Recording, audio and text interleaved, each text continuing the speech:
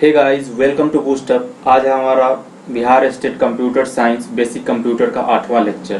तो चलते हैं हम अपने फर्स्ट क्वेश्चन पे। प्लीज़ वीडियो को लाइक शेयर एंड सब्सक्राइब कर दे देखने के पहले। और पीडीएफ का लिंक आपको डिस्क्रिप्शन बॉक्स में मिल जाएगा। आपको टेलीग्राम डाउनलोड करना होगा और वहाँ पे बूस्टअप 2020 सर्च कर सकते हैं, या तो आप डिस्क्रिप्शन बॉक्स के लिंक के थ्रू आप जाके वहाँ पे डाउनलोड कर सकते हैं।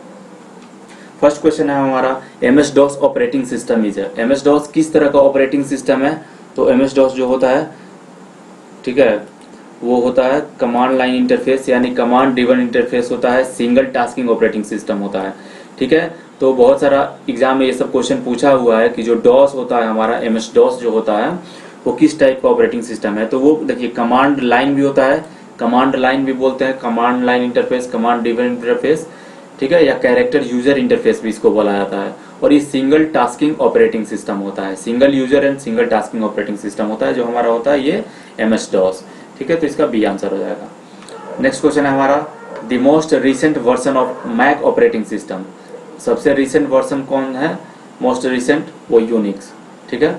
नेक्स्ट हमारा है, the dash operating system was initially created by in the early 70s as AT&T laboratory. तो देखिए, ये यूनिक्स बनाया गया था।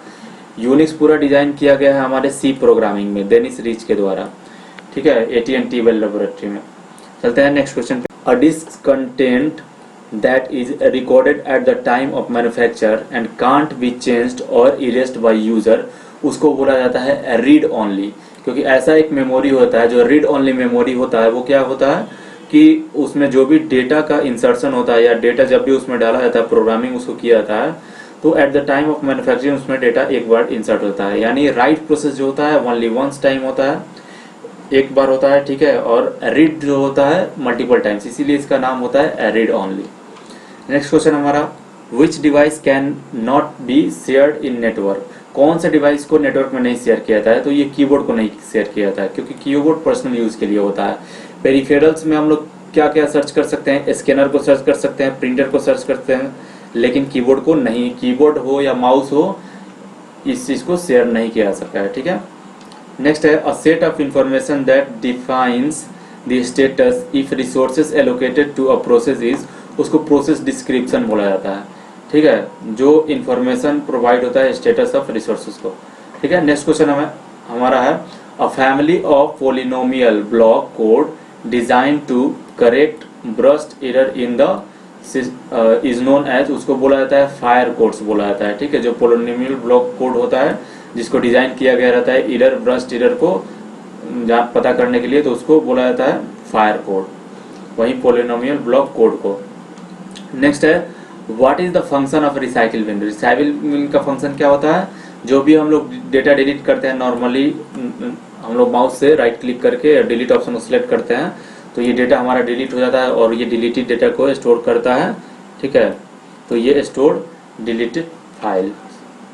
Which is the latest version of MS office. तो अभी देखिए, ये लेटेस्ट वर्जन इससे भी काफी अलग आ चुका है, लेकिन ये क्वेश्चन में पूछ रहा है, देखिए क्वेश्चन में which is the latest version, लेकिन इस ऑप्शन में से बताना है तो हम लोग इस ऑप्शन में से इसको सिलेक्ट कर सकते हैं, हालांकि लेटेस्ट अभी बहुत आगे तक आ चुका है। नेक्स्ट है, the quickest and easiest way in word to locate a particular word और phrase in a document is use. कौन सा कमांड को यूज करते हैं हम लोग? किसी भी हमारे डॉक्यूमेंट में किसी पर्टिकुलर, जैसे ये कमांड को फाइंड करना है तो हम लोग फाइंड से फाइंड कर लेते हैं, ठीक है। नेक्स्ट हमारा, for creating a document you select dash option at the file menu. तो देखिए, नया डॉक्यूमेंट को क्रिएट करने के लिए हम लोग न्यू कमांड को पे क्लिक करते हैं फाइल मेन्यू में जाने के बाद। तो एक हमारे पास डायलॉग बॉक्स ओपन होता है, ये पूछता है हम लोग से किस तरह का फाइल क्रिएट करना है, तो हम लोग न्यू फाइल बनाने के लिए एक ब्लैंक डॉक्यूमेंट को सिलेक्ट करके क्रिएट करते हैं, तो ये क्रिएट हो जाता है। नेक्स्ट है हमारा, the background of any word document. देखिए, बैकग्राउंड क्या होता है? Can have a colour you choose, ठीक है। डॉक्यूमेंट का जो हमारा बैकग्राउंड होता है वो क्या होता है? Is always white in colour. ये तो गलत हो गया, क्योंकि हम लोग चाहे तो चेंज कर सकते हैं। All pages have the same colour, ये भी गलत है। कोई ये जरूरी नहीं है कि हर पेज का कलर सेम हो, हम लोग चूज कर सकते हैं कि किस कलर का, किस पेज का कलर किस तरह से हो, ठीक है। Can have any colour you choose, ठीक है, कोई भी कलर हो सकता है जो हम लोग चूज करें। नेक्स्ट है, फायरवॉल जो होता है are use to protect against. देखिए, एक वायरस प्रोटेक्शन जो होता है ना, तो क्या होता है, कभी कभी उसके जरिए अनऑथराइज्ड एक्सेस हो जाता है डेटा का। ठीक है, जैसे हमारे पास है एक सिस्टम है मान लीजिए, और सिस्टम को अनऑथराइजेशन अगर कोई अनऑथराइज्ड यूज़र अगर एक्सेस कर रहा है तो वो डेटा को हार्म पहुंचा दे सकता है। तो उसके लिए हम लोग फायरवॉल का यूज करते हैं, जो कि एक एंटीवायरस में इंक्लूडेड रहता है। नेक्स्ट है which of the following extension suggest that the file is backup copy. ठीक है, तो वो होता है .bak फाइल, वो बताता है कि बैकअप कॉपी फाइल है। नेक्स्ट है the software tools that enable a user to interact with a computer for specific purpose is known as application, उसको बोलते हैं। देखिए, जो सिस्टम हमारा यूज करता है वो तो ऑपरेटिंग सिस्टम होता है, लेकिन किसी यूजर हम लोग किसी भी डिवाइस को क्यों यूज करते हैं, क्योंकि हमारे पास बहुत सारे एप्लीकेशंस होते हैं जिसको यूज करना होता है। जैसे एक कैलकुलेटर को यूज करते हैं हम लोग, कैलकुलेटर कैलकुलेट करने के लिए, तो ये एक एप्लीकेशन होता है। तो यूजर कंप्यूटर से इंटरेक्ट किस लिए करता है, वो एप्लीकेशन को यूज करने के लिए करता है। क्योंकि इसका देखिए, ऑपरेटिंग सिस्टम से यूजर को कोई मतलब नहीं होता है, बायोस से नहीं, और हार्डवेयर से। हार्डवेयर का तो यूज ऐसे कुछ हो ही नहीं सकता जब तक ये सॉफ्टवेयर नहीं है। तो जनरली हम लोग डिफरेंट एप्लीकेशन का यूज करने के लिए हार्डवेयर या इन सारा चीज़ों का यूज किया था। नेक्स्ट हमारा वीडियो इज ए, वीडियो क्या होता है, विजुअल डिस्प्ले यूनिट या वर्चुअल डिस्प्ले यूनिट या वीडियो डिस्प्ले यूनिट, इसका फुल फॉर्म होता है। ठीक है, तो ये एक स्क्रीन होता है या मॉनिटर होता है। What kind of software would you most likely use to, यहाँ पे 2 हो जाएगा, use to keep track of billing account। तो देखिए, जनरली हम लोग क्या करते हैं, अकाउंट का बिलिंग करने के लिए या कोई भी डेटा क्रिएट करने के लिए हम लोग स्प्रेडशीट का यूज करते हैं, जो कि MS एक्सेल में होता है। नेक्स्ट है which of the following is not a computer language, इसमें से कौन सा एक कंप्यूटर लैंग्वेज नहीं है, बताइए। तो बेसिक हमारा है कंप्यूटर लैंग्वेज, जावा भी होता है, HTML भी होता है, ग्लोबल यहाँ पे कोई लैंग्वेज नहीं होता है, तो ये इसका आंसर हो जाएगा।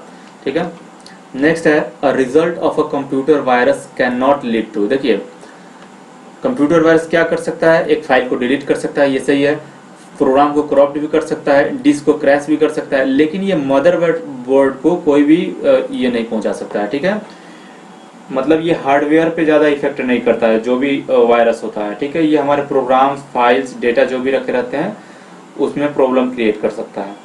नेक्स्ट क्वेश्चन हमारा bold, italic, regular are known as, इसको हम लोग क्या बोलते हैं, फॉन्ट स्टाइल बोला जाता है।